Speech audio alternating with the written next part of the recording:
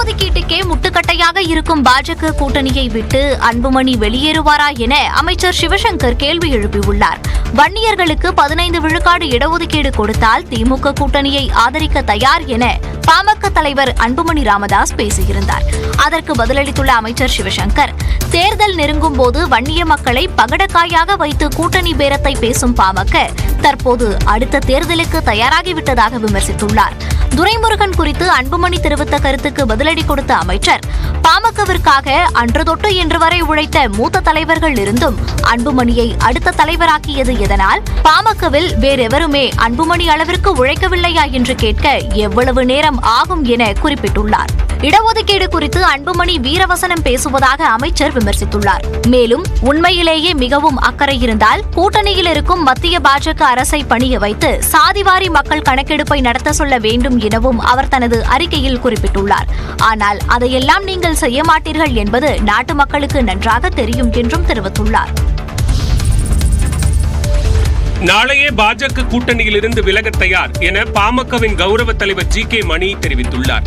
இடஒதுக்கீட்டுக்கு முட்டுக்கட்டையாக இருக்கும் பாஜகவுடனான கூட்டணியில் இருந்து விலக தயாரா என அமைச்சர் சிவசங்கர் எழுப்பிய கேள்விக்கு ஜி.கே. மணி பதிலளித்துள்ளார். அதில் உச்சநீதிமன்ற தீர்ப்பின் அடிப்படையில் வன்னியர்களுக்கு இடஒதுக்கீடு வழங்கும் விவகாரத்தில் மத்திய அரசுக்கு பங்கு இல்லை என தெரிவித்துள்ளார். மேலும் அன்புமணி ராமதாஸ் கூறியதைப் போல திமுகவுக்கு நிபந்தனை இல்லாத ஆதரவு வழங்க தயார் என்றும், அப்படி செய்தால் சட்டப்பேரவை கூட்டத்தொடரில் வன்னியர்களுக்கு 15 விழுக்காடு இடஒதுக்கீடு வழங்கும் சட்டத்தை திமுக அரசு நிறைவேற்றுமா என்றும் ஜி.கே. மணி கேள்வி எழுப்பியுள்ளார். இப்போது உள்ள தடைகள் அனைத்தும் பாஜக அணியிலிருந்து பாமக வெளியேறினால் உடனடியாக விலகிவிடுமா என்றும் அவர் வினவியுள்ளார்.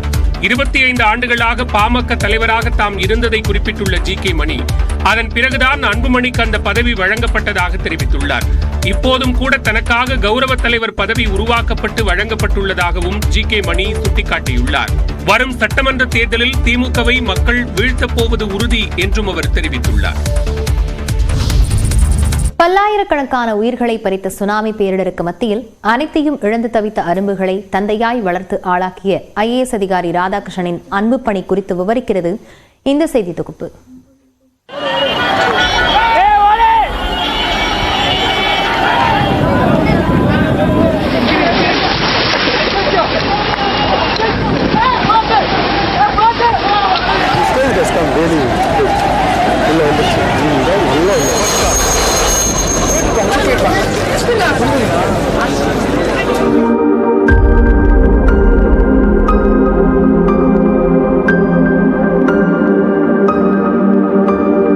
அலையலையாய் வந்து கால்களை நனைக்கும் நீருக்கு பேரலையாய் வந்து உயிர் வரிக்கும் குணம் உண்டு என அறிந்த நாள் 2004 டிசம்பர் 26ஆம் தேதிதான்.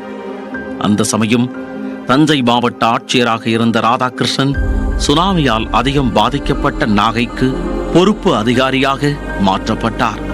அப்போது சுனாமியால் 100க்கும் மேற்பட்ட குழந்தைகள் பெற்றோரை இழந்த நிலையில் அவர்களுக்காக அரசின் சார்பில் அன்னை சத்யா ஆதரவற்றோர் குழந்தைகள் காப்பகம் தொடங்க பெரும் பங்காற்றினார்.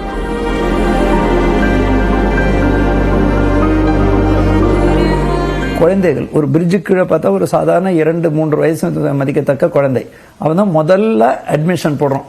கவர்மெண்ட்டை சொன்ன உடனே நீங்களே இதை கவர்மெண்ட் ஹோம் ஸ்டார்ட் பண்ணுங்க, ஏனென்றால் அப்பா அம்மா இல்லாதவங்களுக்கு, இல்லாட்டா பல பேர் நாங்கள் எடுத்துகிட்டு போகிறோம்னு சொல்லி சைல்ட் டிராஃபிக்கிங் நடக்கூடாதுன்னு உடனடியாக முதல் அட்மிஷன் மீனா. உடனடியாக நாங்கள் சிக்கலில் ஒன்று ரெண்டட் பில்டிங்கில் ஸ்டார்ட் பண்ணுறோம். அதில் படிப்படியாக முதல்ல 199, அதுக்கப்புறம் 122, 127 பிள்ளைகள் படித்தாங்க. அதுக்கப்புறம் அரசே அன்னை சத்யா இல்லாமல் தொண்டர்களோடு இணைந்து ஒரு மிக சிறப்பான கட்டணம். இப்போ கூட தற்பொழுது அப்பா அம்மா இல்லாதவங்களுக்கு அது தொடர்ந்து இருக்கு. அத்தோடு ஒரு அதிகாரியாக தன்னுடைய பணிகளை முடித்திருந்தால் அவர் ஒரு திறமையான அதிகாரி என்று அனைவராலும் அறியப்பட்டிருப்பார். ஆனால் அவ்வாறு அவர் செய்யவில்லை. இன்று கூட அன்னை சத்யா குழந்தைகள் காப்பகத்திற்கு சென்று அங்குள்ளவர்களிடம் அப்பா அம்மா யார் என்று கேட்டால் ராதாகிருஷ்ணன் கிருத்திகா தம்பதியினரைத்தான் சொல்வார்கள். அந்த அளவிற்கு அந்த குழந்தைகள் மீது தனி பாசத்தையும் நேரத்தையும் தன் பணிகளுக்கு மத்தியில் தொடர்ந்து கொடுத்து கொண்டே வந்தார் ராதாகிருஷ்ணன். உறவினர் யாருன்னே நமக்கு தெரியும். சில பேருக்கு அப்பா அம்மா இறந்துட்டாங்க, பட் சாமந்தாம்பேட்டை, அப்பா அம்மா இறந்தாங்க, இல்லை வேதாரண்யம், அப்பா அம்மா இறந்தாங்க இங்கே அப்படிங்கிற மாதிரி ஒவ்வொருத்தர் பேரு நமக்கு தெரியும்.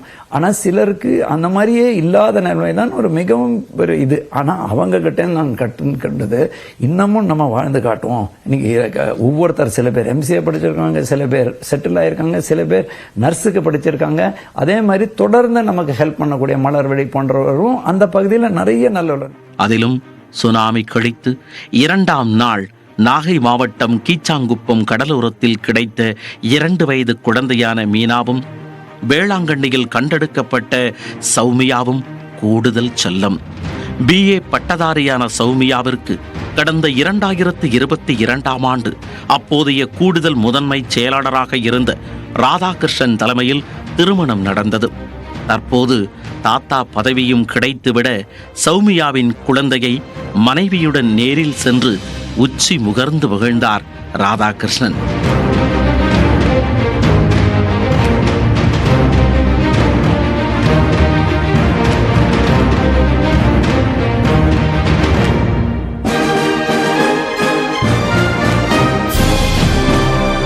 நாங்கள் ஹாஸ்டல்லேருந்து வெளியில் வர்றதுக்கு ராதாகிருஷ்ணன் அப்பா வந்து கொஞ்சம் ஹெல்ப் பண்ணாங்க. அதாவது மலர்விழி மணிவண்ணன் அவங்கள வந்து எங்கள் ஃபேமிலியாக வந்து தத்து எடுக்கும்போது எடுத்த உடனே அவங்கள வீட்டுக்கு விடலை. அதாவது அப்பா வந்து கொஞ்சம் ரெக்கமெண்ட் பண்ணதுக்கப்புறம் தான் விட்டாங்க. மற்றொரு மகளான மீனாவிற்கும் வரும் பிப்ரவரி மாதம் திருமணம் நடைபெற உள்ளது. அதுவும் கூட்டுறவு உணவு மற்றும் நுகர்வோர் பாதுகாப்புத்துறை செயலாளராக உள்ள ராதாகிருஷ்ணன் தலைமையில்தான் அது நடக்கிறது. இதேபோல் காப்பகத்தில் வளர்ந்த அனைவரையும் அன்பு பாராட்டி அவர்களுக்கு வழிகாட்டியாக இருந்து வருகிறார்கள் ராதாகிருஷ்ணன் கிருத்திகா தம்பதி.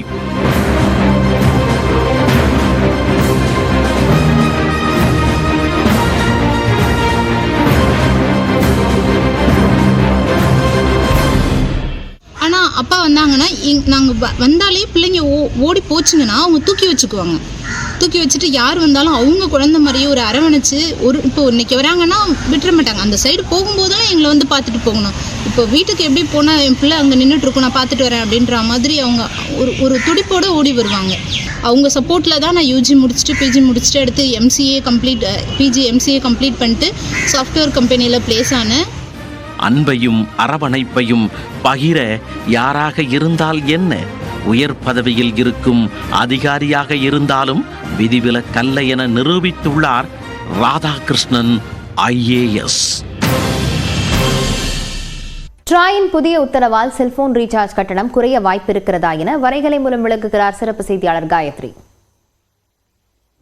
இனிமே கால்ஸ் மற்றும் SMSக்கு தனித்தனியா ரீசார்ஜ் செஞ்சுக்கக்கூடிய ஒரு நடைமுறையை ட்ராய் அறிவிச்சிருக்கு. இந்த அறிவிப்புனால என்னென்ன விஷயங்கள் நமக்கு குறையும், என்ன மாதிரியான சலுகைகள் கிடைக்கும் அப்படிங்கறத விரிவா பார்க்கலாம். அதாவது ட்ராய் அறிவித்திருக்கக்கூடிய இந்த சிறப்பு திட்டம் மூலமாக வாய்ஸ் கால் அப்படின்னு சொல்லப்படக்கூடிய டாக் டைம் அப்புறம் SMS இது எல்லாத்துக்குமே தனித்தனியான ரீசார்ஜ் பிளான் அப்படிங்கறத தொலைத்தொடர்பு சேவை நிறுவனங்கள் வழங்கணும் அப்படிங்கிற ஒரு உத்தரவு கட்டாயமாக்கப்பட்டிருக்கு. அது எதனால அப்படின்னு பார்த்தோம்னா, இந்தியாவில் இன்னும் கூட 15 கோடி இந்தியர்கள் பட்டன் போன்களை தான் பயன்படுத்துறாங்க. அவர்களுக்கு இது பயனுள்ளதாக இருக்கும் அப்படிங்கறத கருத்தில் கொண்டுதான் இந்த முடிவை வந்து ட்ராய் அறிவிச்சிருக்கிறாங்க. அதே மாதிரி செல்போன் சேவை தரக்கூடிய நிறுவனங்களுக்கான கட்டண வழிகாட்டு நெறிமுறைகளையும் 2 முக்கியமான திருத்தங்களை ட்ராய் வந்து வெளியிட்டிருக்கிறாங்க. இந்த திருத்தத்தின்படி இனிமே ரீசார்ஜ் கட்டணத்துல என்ன மாதிரியான மாற்றம் வரும் அப்படின்னு பார்த்தோம்னா, செல்போனை பேச மட்டும் பயன்படுத்தினா அதுக்கு தனி கட்டணம், அதாவது டாக் டைம் அப்படிங்கிறது தனியா ரீசார்ஜ் பண்ணக்கூடியதாக இருக்கும். இந்த மாதிரியான புது அறிவிப்புகளை 30 நாட்களுக்குள்ள என்னென்ன பிளான் வகையில இவங்க கொண்டு வர போறாங்கிறத தொலைத்தொடர்பு நிறுவனங்கள் வெளிப்படுத்தணும் அப்படிங்கிற கெடுவும் கொடுக்கப்பட்டிருக்கு. அதுக்கு அடுத்தபடியா கிட்டத்தட்ட 30 கோடி மக்கள் வந்து நாடு முழுவதும் 2G சேவை தான் இன்னமும் பயன்படுத்திட்டு இருக்கிறாங்க. இதுல பெரும்பாலானோர் 2 சிம் கார்டுகளை பயன்படுத்தக்கூடிய ஒரு சூழலும் இருக்கு. ஸோ இவங்களுக்கெல்லாம் வந்து ஒரு மாற்று நடவடிக்கை தேவைப்படுதுங்கிறத கருத்தில் கொண்டுதான் இந்த கட்டண மாற்றம் அப்படிங்கிறதையே வந்து ட்ராய் அனௌன்ஸ் பண்ணியிருக்காங்க.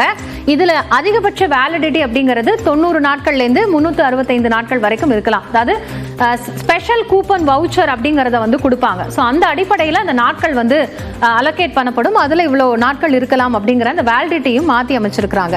சரி, இதனால யாருக்கு பயன்கள் இருக்கு அப்படின்னு பார்த்தோம்னா, இந்த டேட்டாக்களை பயன்படுத்தாதவங்க இருப்பாங்க இல்லையா, சில பேர் வந்து ஊர்ல இருப்பாங்க, கிராமப்புறங்கள் பகுதியில் இருப்பாங்க, டேட்டாக்களை பயன்படுத்தாம வெறும் அந்த டாக் டைம்காக மட்டுமே போனை யூஸ் பண்றவங்க இருப்பாங்க. அவங்களுக்கு வந்து தேவையில்லாத அந்த கட்டணம் செலுத்தக்கூடிய ஒரு சூழல் அப்படிங்கிறது தவிர்க்கப்படும். அதே மாதிரி இந்த மெத்தட் அப்படிங்கிறது நமக்கு புதுசு இல்லை. ஏற்கனவே 20 ஆண்டுகளுக்கு முன்னாடி இந்த மாதிரியான ஒரு மெத்தட்குள்ள தான் நம்ம வந்து ரீசார்ஜ் பண்ணிட்டு இருந்தோம். அதாவது டாக் டைம் தனியா, டேட்டா தனியா, எஸ்எம்எஸ்க்குனா தனியான்னு. ஸோ இப்போ அதை மீண்டுமே வந்து நடைமுறைப்படுத்துறதுனால 4G 5G சேவையை பயன்படுத்துறவங்களுக்கு தான் இது வந்து சலுகையா இருக்குமே ஒழிஞ்சு, அது இல்லாதவங்களுக்கு இந்த கட்டண உயர்வு அப்படிங்கிறது அதிகமா இருந்தது. அதனால இன்டர்நெட் இனிமே தேவையில்லை அப்படிங்கிறவங்களுக்கு இது ஒரு கட்டண குறைப்பு வாய்ப்பா இருக்குங்கிறத ட்ராய் முன் வச்சிருக்காங்க. 30 நாட்களுக்குள்ள இந்த அறிவிப்பு வெளிவர போகுது அப்படிங்கிறது தான் இதனுடைய சிறப்பு திட்டமாக இருக்கிறது.